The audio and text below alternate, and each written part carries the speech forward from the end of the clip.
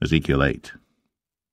And it came to pass in the 6th year, in the 6th month, in the 5th day of the month, as I sat in mine house, and the elders of Judah sat before me, that the hand of the Lord God fell there upon me. Then I beheld, and lo, a likeness as the appearance of fire, from the appearance of his loins even downward fire, and from his loins even upward, as the appearance of brightness, as the colour of amber. And he put forth the form of an hand, and took me by a lock of mine head, and the Spirit lifted me up between the earth and the heaven, and brought me in the visions of God to Jerusalem, to the door of the inner gate that looketh toward the north, where was the seat of the image of jealousy, which provoketh to jealousy. And behold, the glory of the God of Israel was there, according to the vision that I saw in the plain. Then said he unto me, Son of man, lift up thine eyes now the way toward the north. So I lifted up mine eyes the way toward the north, and behold, northward at the gate of the altar this image of jealousy in the entry. He said furthermore unto me, Son of man, seest thou what they do? Even the great abominations that the house of Israel committeth here, that I should go far off from my sanctuary? But turn thee yet again, and thou shalt see greater abominations. And he brought me to the door of the court, and when I looked, behold, a hole in the wall. Then said he unto me, Son of man, dig now in the wall. And when I had digged in the wall, behold, a door. And he said unto me, Go in, and behold the wicked abominations that they do here.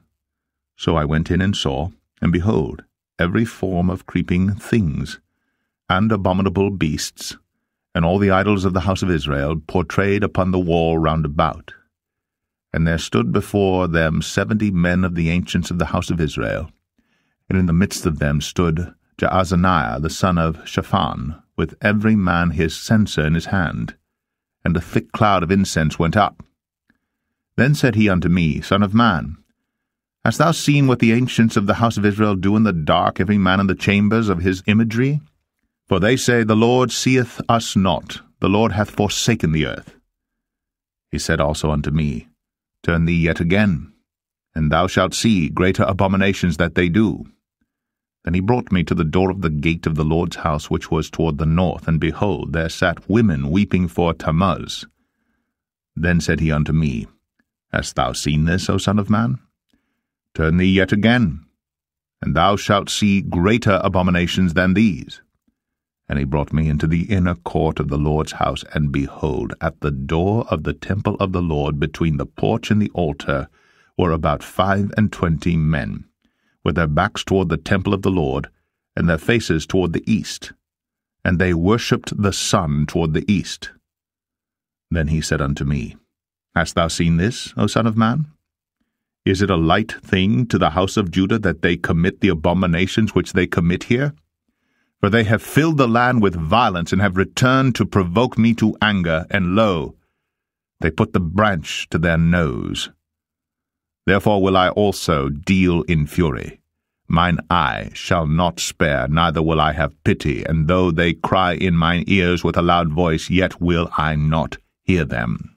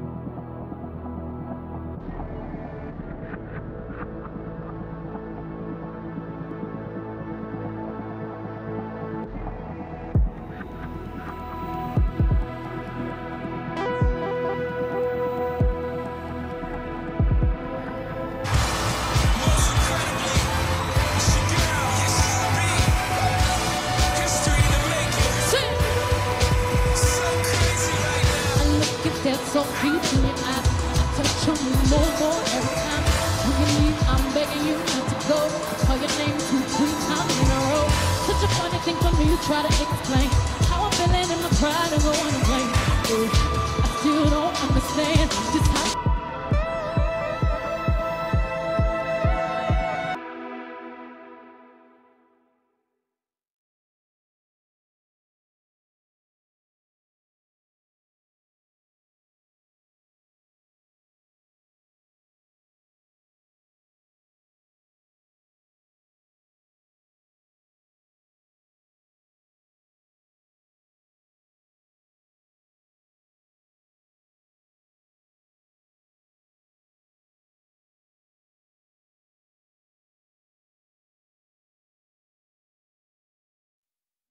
Daniel 7. In the first year of Belshazzar, king of Babylon, Daniel had a dream and visions of his head upon his bed. Then he wrote the dream and told the sum of the matters. Daniel spake and said, I saw in my vision by night, and behold, the four winds of the heavens strove upon the great sea, and four great beasts came up from the sea, diverse one from another. The first was like a lion, and had eagle's wings. I beheld till the wings thereof were plucked, and it was lifted up from the earth, and made stand upon the feet as a man, and a man's heart was given to it. And behold another beast, a second, like to a bear, and it raised up itself on one side, and it had 3 ribs in the mouth of it, between the teeth of it. And they said thus unto it, Arise, devour much flesh. After this I beheld, and lo, another, like a leopard, which had upon the back of it 4 wings of a fowl. The beast had also 4 heads, and dominion was given to it. After this I saw in the night visions, and behold, a 4th beast, dreadful and terrible, and strong exceedingly, and it had great iron teeth. It devoured, and brake in pieces, and stamped the residue with the feet of it. And it was diverse from all the beasts that were before it, and it had 10 horns. I considered the horns, and behold, there came up among them another little horn, before whom there were 3 of the first horns plucked up by the roots. And behold, in this horn were eyes like the eyes of man, and a mouth speaking great things. I beheld till the thrones were cast down, and the Ancient of Days did sit, whose garment was white as snow, and the hair of his head like the pure wool. His throne was like the fiery flame, and his wheels as burning fire. A fiery stream issued and came forth from before him. Thousands ministered unto him, and 10,000 times 10,000 stood before him. The judgment was set, and the books were opened. I beheld then, because of the voice of the great words which the horn spake, I beheld even till the beast was slain, and his body destroyed, and given to the burning flame. As concerning the rest of the beasts, they had their dominion taken away, yet their lives were prolonged for a season and time. I saw in the night visions, and behold, one like the Son of Man came with the clouds of heaven, and came to the Ancient of Days, and they brought him near before him. And there was given him dominion and glory, and a kingdom, that all people, nations, and languages should serve him. His dominion is an everlasting dominion which shall not pass away, and his kingdom that which shall not be destroyed. I, Daniel, was grieved in my spirit in the midst of my body, and the visions of my head troubled me. I came near unto one of them that stood by, and asked him the truth of all this. So he told me, and made me know the interpretation of the things. These great beasts, which are 4 kings, which shall arise out of the earth. But the saints of the Most High shall take the kingdom, and possess the kingdom for ever, even for ever and ever. Then I would know the truth of the 4th beast, which was diverse from all the others, exceeding dreadful, whose teeth were of iron, and his nails of brass, which devoured, brake in pieces, and stamped the residue with his feet. And of the 10 horns that were in his head, and of the other which came up, and before whom 3 fell, even of that horn that had eyes, and a mouth that spake very great things, whose look was more stout than his fellows, I beheld, and the same horn made war with the saints, and prevailed against them, until the Ancient of Days came, and judgment was given to the saints of the Most High. And the time came that the saints possessed the kingdom. Thus he said, The fourth beast shall be the fourth kingdom upon earth, which shall be diverse from all kingdoms, and shall devour the whole earth, and shall tread it down, and break it in pieces. And the 10 horns out of this kingdom are 10 kings that shall arise, and another shall rise after them. And he shall be diverse from the first, and he shall subdue 3 kings. And he shall speak great words against the Most High, and shall wear out the saints of the Most High, and think to change times and laws. And they shall be given into his hand until a time and times and the dividing of time. But the judgment shall sit, and they shall take away his dominion to consume and to destroy it unto the end. And the kingdom and dominion, and the greatness of the kingdom under the whole heaven, shall be given to the people of the saints of the Most High, whose kingdom is an everlasting kingdom, and all dominions shall serve and obey him. Hitherto is the end of the matter. As for me, Daniel, my cogitations much troubled me, and my countenance changed in me. But I kept the matter in my heart.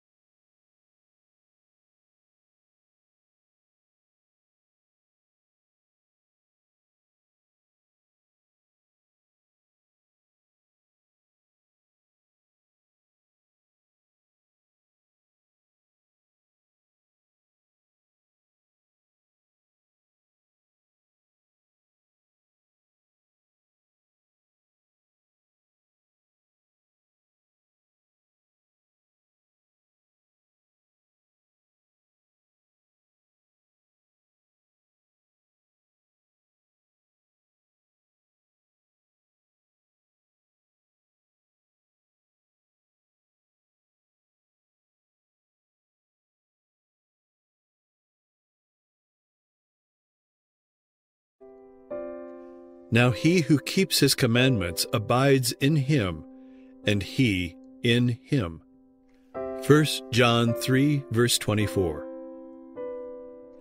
After the warning against the worship of the beast and his image, the prophecy declares, Here are they that keep the commandments of God and the faith of Jesus. Since those who keep God's commandments are thus placed in contrast with those that worship the beast and his image and receive his mark, it follows that the keeping of God's law on the one hand and its violation on the other will make the distinction between the worshippers of God and the worshippers of the beast. The special characteristic of the beast, and therefore of his image, is the breaking of God's commandments. Says Daniel of the little horn, the papacy, he shall think to change times and the law. And Paul styled the same power the man of sin, who was to exalt himself above God. One prophecy is a complement of the other. Only by changing God's law could the papacy exalt itself above God.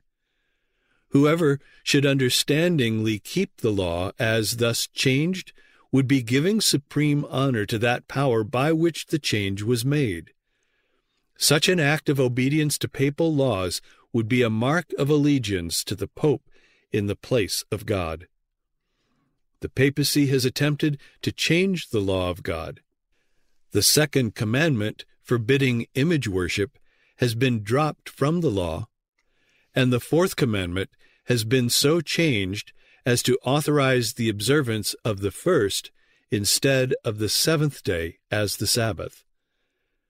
But papists urge, as a reason for omitting the second commandment, that it is unnecessary, being included in the first, and that they are giving the law exactly as God designed it to be understood. This cannot be the change foretold by the prophet. An intentional, deliberate change is presented. He shall think to change the times and the law. The change in the fourth commandment exactly fulfills the prophecy. For this, the only authority claimed is that of the church. Here the papal power openly sets itself above God. While the worshippers of God will be especially distinguished by their regard for the fourth commandment, since this is the sign of his creative power and the witness to his claim upon man's reverence and homage, the worshippers of the beast will be distinguished by their efforts to tear down the Creator's memorial to exalt the institution of Rome.